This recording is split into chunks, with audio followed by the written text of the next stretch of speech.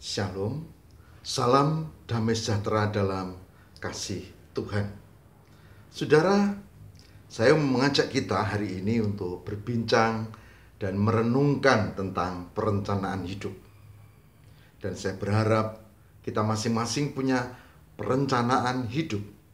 Saya tidak sependapat dengan yang mengatakan biarkanlah hidup mengalir saja. Ya, itu salah satu model, tapi saya tidak yakin bahwa ada orang yang betul-betul mengalir saja. Dia sekecil apapun, dia pasti punya cita-cita, dia punya perencanaan ke depan, dan bahkan punya strategi untuk mencapainya. Nah, saudara, kita akan bersama-sama menghayati hal ini bersama saya, Pendeta Lukas Eko Sukoco, dari Padepokan Diakonia Mitra Kinasih GKJ Purworejo.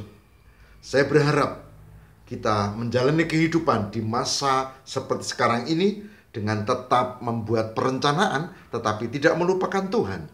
Dengan tetap membuat perencanaan tapi di dalam dan bersama Tuhan. Mari kita siapkan diri kita, saudara. Semoga Tuhan memberkati kita dan menyertai kita semua.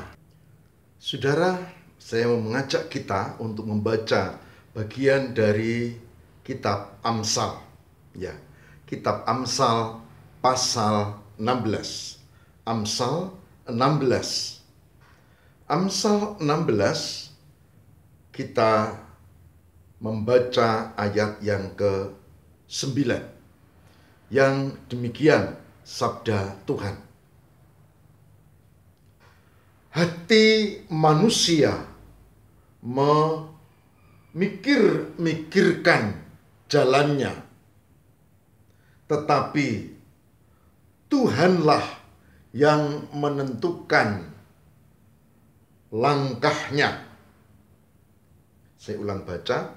Hati manusia memikir-mikirkan jalannya, tetapi Tuhanlah yang menentukan langkahnya. Satu ayat lagi, yaitu ayat yang ketiga. Amsal 16 ayat 3. Serahkanlah perbuatanmu kepada Tuhan, maka terlaksanalah segala rencanamu. Amsal 16 ayat 3.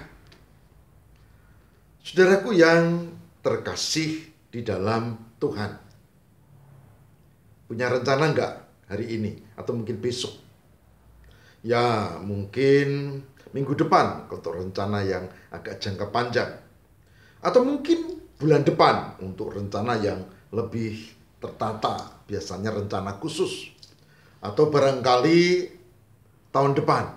Ya, ini kalau ini menyangkut rencana-rencana yang lebih besar lagi, mau mantu misalnya, itu enggak mungkin direncana minggu depan atau bulan depan, pasti jauh-jauh hari sebelumnya. Itu yang tertata tentu ya. Punya rencana. Mungkin ada yang punya rencana untuk kembali aktif bekerja. Ya, tidak hanya dari rumah. Ya, tapi secara fisik hadir langsung. Mungkin merencana untuk kembali studi, sekolah atau kuliah.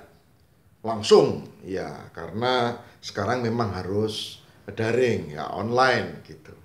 Dan mungkin direncana pada mulai sekian bulan lagi barangkali, sesuai dengan pertimbangan. Mungkin ada yang punya rencana untuk menjual sesuatu, atau mungkin membeli sesuatu, atau mungkin membuat sesuatu, atau mungkin pergi ke tempat tertentu. Silakan. Saudara, setiap orang punya rencana. Rencana yang masing-masing bisa berbeda, bisa juga mirip, bisa mungkin juga sama, meskipun tidak persis.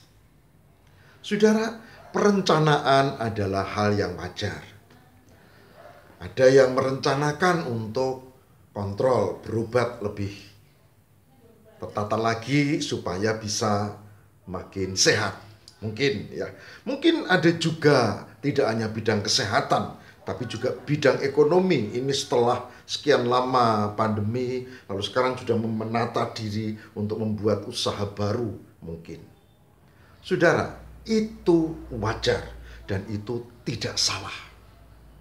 Tetapi bagian dari firman Tuhan hari ini mengingatkan bahwa segala rencana manusia memikir-mikirkan apa yang dia pikirkan itu tidak menentukan keberhasilan 100%. Mempengaruhi iya, tapi yang menentukan adalah Tuhan.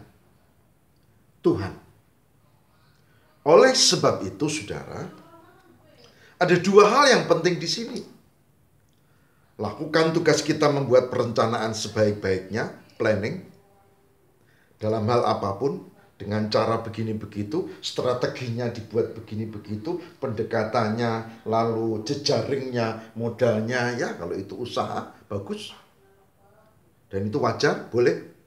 Tapi yang tidak boleh dilupakan adalah ada penentu, yaitu Tuhan.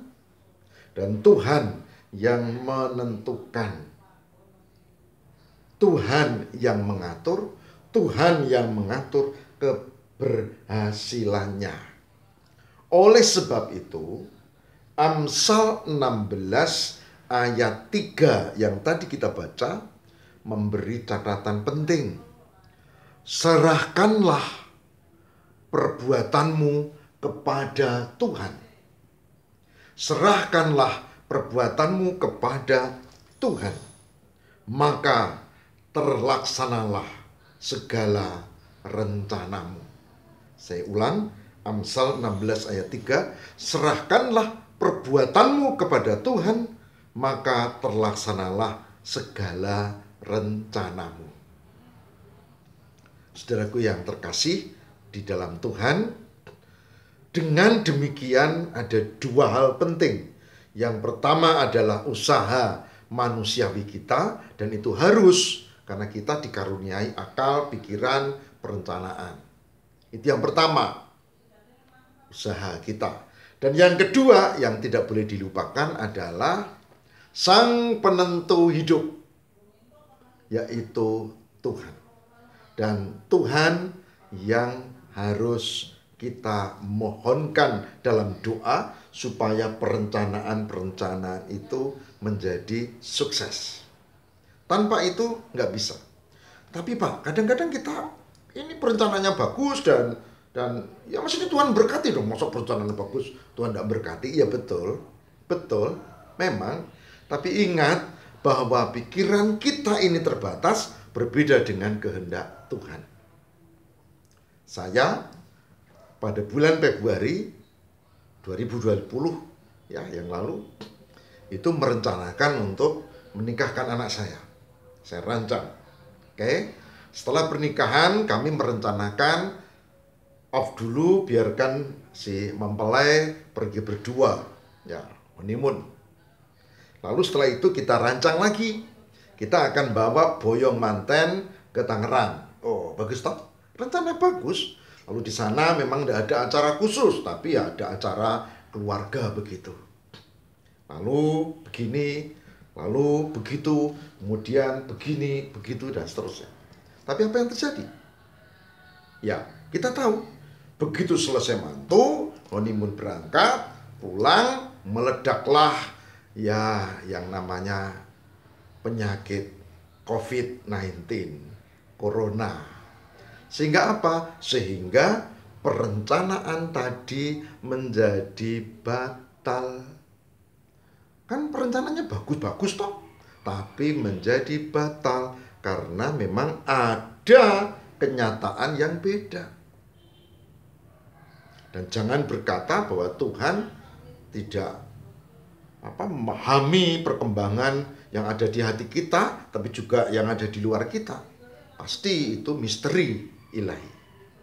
Oleh sebab itu saudara, sekali lagi saya katakan, silakan ya, Bapak Ibu silakan mau bikin rencana apapun silakan. Rencana keluarga, rencana berobat, rencana bisnis, rencana bikin usaha, rencana pergi, rencana beli, rencana jual, monggo silakan. Tapi tolong jangan melupakan Tuhan. Jadi enak nanti kita tidak terlalu sepaneng dan kita menyadari bahwa ada Tuhan yang Maha Kuasa, Sang Empunya kehidupan yang mengatur. Baik, saudara, buatlah perencanaan, jangan tinggalkan Tuhan. Amin. Mari kita berdoa. Tuhan, hari ini kami belajar betapa pentingnya sebuah perencanaan. Tapi yang terpenting adalah sebuah kesadaran bahwa ada Tuhan yang mengatur semua. Bahwa ada Allah yang berkuasa, Maha Kuasa, yang mengatur kehidupan. Oleh sebab itu, selain membuat perencanaan, ajari kami menyadari hal ini, sehingga kami bisa menerima jika perencanaan itu belum berhasil atau malah gagal. Tolonglah kami ya Tuhan, sebagai orang yang beriman, untuk meyakini kasih dan kesetiaan-Mu, sehingga dalam situasi kondisi apapun, perencanaan yang tidak berhasil, belum berhasil, atau setengah berhasil, atau malah gagal sama sekali, kami tetap menemukan kasih Tuhan. Berkati saudara-saudara kami yang sedang menghadapi banyak pergumulan, yang perencanaannya kurang berhasil atau malah gagal. Berkati juga perencanaan-perencanaan yang baik ya Tuhan, terutama yang mau berobat, terutama yang mau bikin usaha, yang evaluasi banyak hal dalam kehidupannya harus ditata ulang. Kami mohon berkat-Mu. Kami membuat rencana dan kami serahkan di dalam penyertaan Tuhan. Tuhanlah yang empunya kehidupan. Di dalam nama Kristus pengantara kami berdoa. Haleluya. Amin.